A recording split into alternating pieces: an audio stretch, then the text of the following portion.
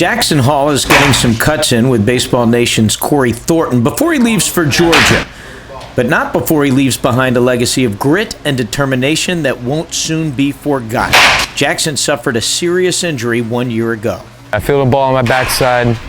Pitcher didn't cover, so I had to get the bag myself. I dove headfirst into the bag, and right as I started to raise my head to get up, the runner's knee went into my skull and fractured my skull, fractured my orbital, caused bleeding on the brain. Jackson's dad wasn't at the game. He got a text from his wife saying Jackson was injured and he needed to meet them at the hospital. The first people that we went into the triage room, the first people we meet was a priest and said, "I'm going to be here with you when the doctor comes in." So a doctor comes in shortly after and says his skull has been fractured. His skull had changed into about 6, 7, 8 pieces plus rubble at that time. So on June 22nd, right around midnight, his first surgery occurred. The prognosis wasn't good. There were concerns about whether Jackson would walk or talk again, nevertheless play baseball. He was in an induced coma for 2 weeks.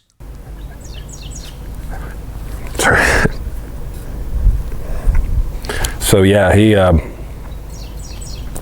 I sent him off to the baseball game on June 22nd, and then 2 weeks later I got to talk to him again. A few days later, his son started to act like a teenager. As he was starting to put everything together, first thing he said was, "Mom, mom, mom, mom, mom," which it took us a little time to figure out was, "I want my iPhone."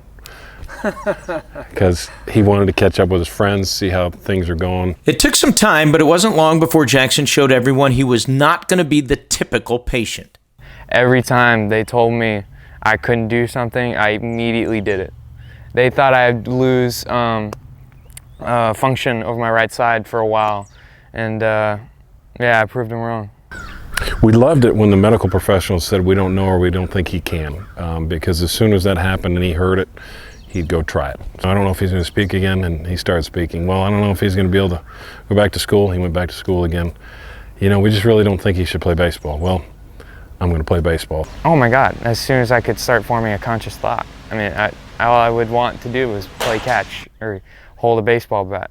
It was a little nerve-wracking to do all that, but I knew that I'm not going to let this runner beat me. That's not how I'm going to quit baseball. As you might imagine, the entire episode has changed this family's view on the game they love and on life in general. We appreciate every ball and strike so much more.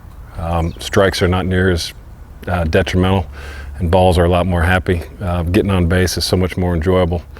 The base hits, they'll come when they come, and you don't live and die on every hit anymore. From as dark as the days were to as bright as they are, it just doesn't get better than that. And as for his future, Jackson stays grounded and keeps it simple. My goals, just to be first an outstanding person, get good grades, and just hit the ball hard.